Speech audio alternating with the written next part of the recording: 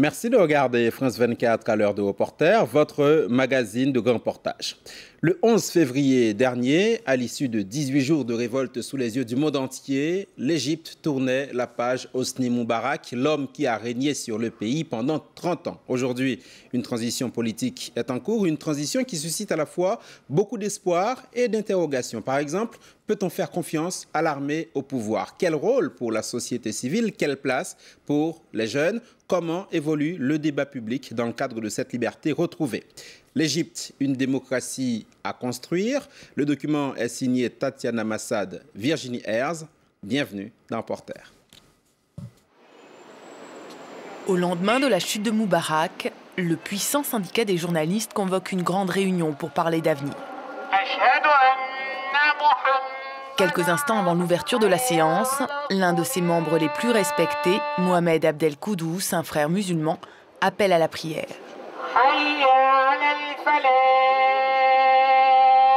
Il n'est pas très suivi, mais au même moment surgit un groupe de jeunes qui dit représenter les vrais révolutionnaires de la place Tahrir.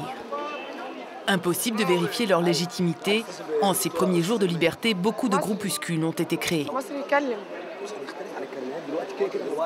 Nous, les jeunes de la Révolution, on vient annoncer notre premier communiqué officiel. On a besoin de votre soutien.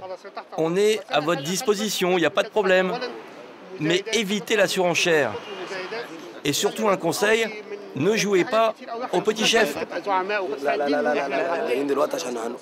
Nous, les jeunes du 25 janvier, on vient faire un communiqué. Parce qu'il y a des gens de 45, 50 ans qui disent avoir fait la Révolution. Mais qui sont ces gens? On ne les connaît pas. Pendant ce temps, à l'intérieur, c'est déjà l'heure des règlements de compte entre journalistes. Calme-toi, Saïd. Ils s'accusent mutuellement d'avoir été des laquais du pouvoir. Les cris fusent de toutes parts. C'est la confusion générale. Le syndicat représente tous les journalistes. Tous y ont leur place. Certains veulent chasser du syndicat les membres qui ont été les plus proches du pouvoir. La direction du syndicat est particulièrement visée. Il est membre du parti de Moubarak, c'est ça le problème. Personne ne nous écoute, vous n'avez jamais écouté personne. Vous ne nous écouterez jamais. À leur tour, les jeunes de la place Tahrir s'en mêlent. Ils essayent de faire entendre leur voix, mais on les empêche de monter sur la scène. Ils sont accompagnés par le père d'un jeune décédé pendant la Révolution. Son fils est mort, son fils a été tué, et ici personne n'en a rien à faire. Vous cherchez à récupérer la gloire des martyrs morts pour la Révolution et vous prétendez que c'est vous qui avez fait cette révolution. Vous vous moquez de nous. Abdel Koudous, ils me disent que vous tentez de leur voler la Révolution. Qu'est-ce que vous répondez? Non, ce n'est pas vrai. Le plus dangereux, c'est la surenchère. Que chacun se déclare porte-parole de la Révolution. Ce n'est pas la leur, c'est celle de tout le peuple égyptien, même si ce sont eux qui ont commencé. Dans la banlieue chic du Caire, d'autres jeunes révolutionnaires ont réussi à se faire reconnaître comme de vrais acteurs politiques. C'est le cas d'Abdelrahman, patron d'une société informatique. Il est devenu un conseiller de l'opposant Mohamed El Baradei. Désolé, je ne parle pas.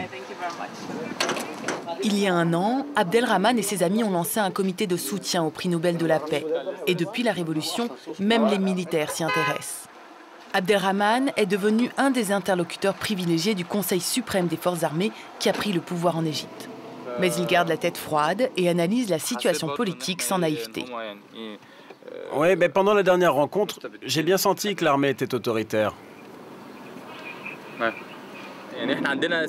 On pense qu'il y a plusieurs scénarios possibles. Alors il y a le scénario du complot et heureusement il y a un scénario un peu plus positif. Le premier scénario consiste à penser que l'armée veut laisser les frères arriver au pouvoir pour ensuite les renverser et prendre leur place sous prétexte qu'ils auront fait de l'Égypte un État religieux. L'autre scénario, plus positif, eh bien c'est comme nous l'a demandé l'armée, à savoir de former un parti de jeunes qui pourront participer à la vie politique. Cet après-midi, Abdelrahman se rend à Al-Ghouza, un quartier de la classe moyenne du Caire. Il y retrouve les autres membres du comité de soutien à Al-Baradei dans l'appartement d'un ami. Tous sont des jeunes actifs et se sont rencontrés par Internet parce qu'ils partageaient les mêmes idéaux démocratiques. Ils sont représentatifs de cette génération Facebook qui a déclenché le mouvement d'opposition à Moubarak il y a 1 an. À l'époque, ils avaient fait du porte-à-porte pour rassembler le maximum de signatures demandant un changement politique. 1 million de personnes ont alors signé notre pétition. Et c'était la première fois qu'autant de monde affichait leur opposition au régime. Et ça a brisé la peur chez les Égyptiens. Parce que les noms des signataires étaient publiés sur Internet. Ça a brisé la peur et pendant la Révolution, ça a continué. Les manifestants qui allaient dans la rue se prenaient en photo, ils publiaient leurs photos sur le net, ils n'avaient pas peur. Ici, on ne parle pas de révolution 2.0. Pour ces jeunes qui vivent au quotidien avec les nouvelles technologies, Internet n'a pas été le moteur de la révolution, juste un outil parmi d'autres. Le 25, Twitter a été coupé, Facebook a été coupé ensuite, l'Internet a été coupé. Cependant, c'était possible de faire des manifestations qui groupaient des millions et des millions de personnes. Et donc, c'est pas vraiment... Peut-être ça a commencé sur Internet, mais je pense pas que ça a continué comme ça. Place Tahrir, 2 jours après le départ de Moubarak. Les centaines de milliers de manifestants sont partis. Mais il reste encore une poignée d'entre eux.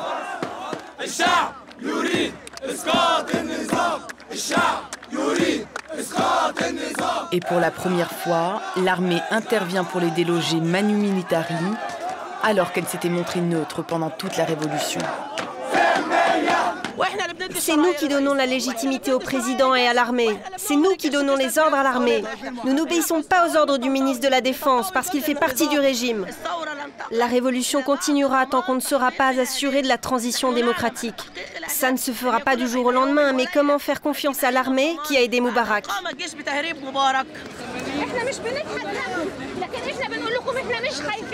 On ne vous défie pas, mais on n'a pas peur de vos armes. On n'a pas peur, car on est dans notre droit. Finalement, les derniers résistants quittent la place, mais en jurant qu'ils reviendront si l'armée ne libère pas tous les prisonniers politiques.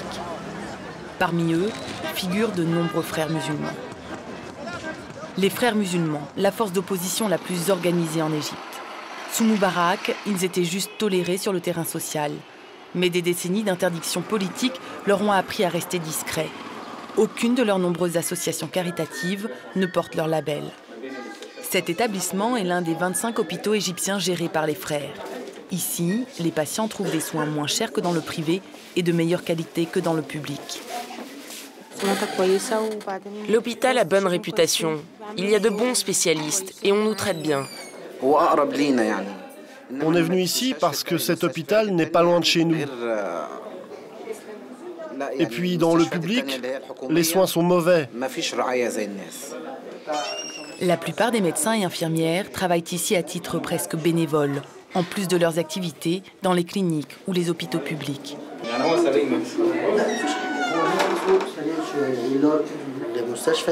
Ici, les patients ne paient presque rien, c'est caritatif. Une opération, par exemple, coûte 5 fois moins cher que dans le privé.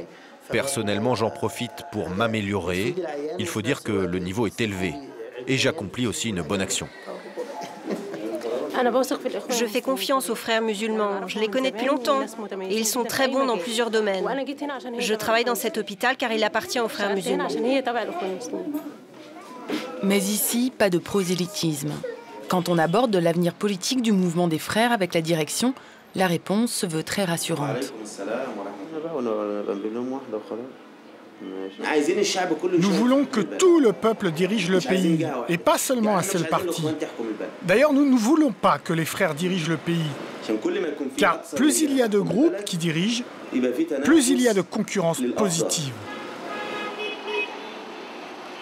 Pour le moment, les frères musulmans ne veulent pas présenter de candidat à la présidentielle. En revanche, ils se mobilisent pour les législatives. Ce jour-là, toutes les mouvances de l'opposition se retrouvent pour tenter de se coordonner. Nous y retrouvons Abdel Koudous, le frère musulman du syndicat des journalistes. Ici, nous sommes au siège du parti du Front démocratique. C'est un parti libéral, dont le président est le docteur Oussama Ghazali. C'était un farouche opposant de Moubarak. Tous ces partis réunis ici n'ont pas de locaux. Mais dorénavant, ils vont s'unir comme les ruisseaux qui se déversent dans la rivière. Sont présents des membres des vieux partis qui survivaient difficilement sous Moubarak, comme le Wafd ou le Parti communiste. Mais il y a aussi la jeune garde. Nous retrouvons Abdelrahman, le conseiller de El Baradei, qui observe la scène d'un œil critique. Non, nous n'avons pas peur, mais nous ne voulons pas répéter les échecs des vieux partis politiques. Ils sont en politique depuis longtemps, mais sans résultat. Alors que nous, les jeunes, on a réalisé des choses en très peu de temps. Malgré leurs divergences, au bout de 4 heures, tous les partis se mettent finalement d'accord pour une action commune. Le vote d'une liste unique de personnes censées les représenter face aux militaires. C'est ça la démocratie. Des élections qui ne sont pas truquées. Au sein de la population, la perspective d'élections enfin libres donne lieu à de nombreuses discussions. Dans ce café d'un quartier populaire, par exemple, les clients n'ont plus peur d'afficher leurs opinions politiques. Et tout le monde veut participer au débat. On souhaite que l'armée reste, parce que l'armée égyptienne est l'armée de la justice. Et on est tous derrière elle, et nos cœurs sont avec elle. Non, on ne supporterait pas un régime militaire. Je souhaite que le futur président n'ait pas les pouvoirs qu'avait Moubarak. Il faut qu'on ait un régime parlementaire avec un président à titre honorifique. Personnellement, je voterai pour les frères musulmans, quoi qu'il arrive, et même s'ils se présentent aux élections présidentielles. Ils vont appliquer la charia et la loi islamique, comme en Arabie Saoudite. Et s'ils l'appliquent maintenant, ça veut dire la condamnation de la majorité de la population. Ici, tout le monde est pauvre et tout le monde commet des petits délits. On veut que le nouveau gouvernement soit à moitié composé de jeunes. On en a marre des anciens. Leur politique a détruit notre pays. Retour Place Tahrir, devenu un haut lieu du tourisme patriotique. Les Égyptiens en sont fiers et pour eux, il n'y a pas de retour en arrière possible. Depuis qu'ils ont brisé la peur, ils sont bien décidés à ne plus vivre sous le joug de la tyrannie.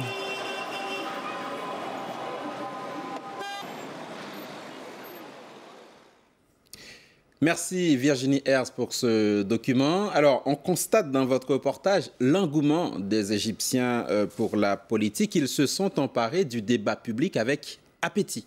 Oui, avec appétit, avec gourmandise, même avec avidité, on pourrait dire, Philomé. Et ce qui nous a frappé, c'est cette libération de la parole, en fait, un peu comme ce qui s'était passé quelques semaines auparavant en Tunisie. Petite anecdote, Place Tahrir, au lendemain donc, du départ de Moubarak, tout le monde parlait dans tous les sens, en permanence, des petits groupes, des grands groupes, et les gens venaient se rajouter à ces groupes pour parler. Et à un moment donné, je leur ai dit, mais pourquoi vous n'allez... En plus, en s'interrompant, en se coupant la parole. Et là, une femme m'a dit, mais non, ne vous énervez pas, c'est normal. Imaginez, ça fait 32 ans qu'on n'avait pas le droit de parler. Et là, enfin, on a le droit de dire ce qu'on veut publiquement, de partager, d'échanger. Et effectivement, les Égyptiens font ça avec délectation et sont bien déterminés à défendre cette liberté de parole fraîchement acquise. Un mot sur les jeunes, Virginie. Ils se méfient beaucoup de ceux qui ont servi le système Moubarak. Comment comptent-ils continuer à peser dans le débat? Alors, ils se méfient en partie. C'est surtout qu'ils relativisent énormément leur bilan. On le voit dans le reportage, des jeunes qui disent ces partis traditionnels étaient là pendant longtemps, ils n'ont jamais réussi à faire bouger les choses. Alors ces jeunes-là sont très sollicités par les institutions, les partis traditionnels et même par les militaires. On l'a vu dans le reportage, l'un des jeunes, Abderrahman, est l'interlocuteur des militaires. Il faut savoir que les militaires ont choisi de façon arbitraire, enfin selon leurs critères à eux, 9 jeunes avec qui parler pour pas dialoguer, mais prendre la température, comprendre un peu qui était cette jeunesse et cette génération Facebook qui a réussi à mobiliser les masses et finalement à mener à bien une révolution. Et on peut imaginer que ces jeunes, au cas par cas, vont rentrer au fur et à mesure dans les institutions publiques et politiques de la Nouvelle-Égypte. Les frères musulmans, Virginie, suscitent beaucoup d'inquiétudes. C'est même un certain fantasme par certains côtés, dans certains milieux qui verraient une certaine islamisation rampante en filigrane de la société égyptienne. Est-ce que cette inquiétude, vous l'avez ressentie?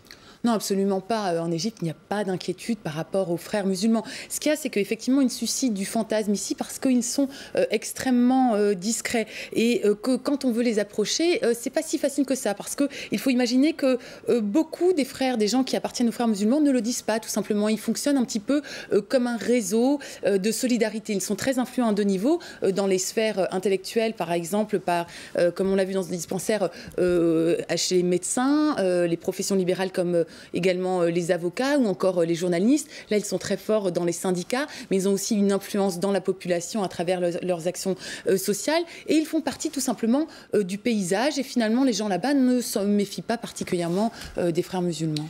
Qu'en est-il de l'armée, Virginie, l'armée qui est au pouvoir? On connaît le visage, désormais, c'est le maréchal Mohamed Hussein Tantawi. Omar Suleiman, ancien chef espion, devenu vice-président nommé par Hosni Moubarak.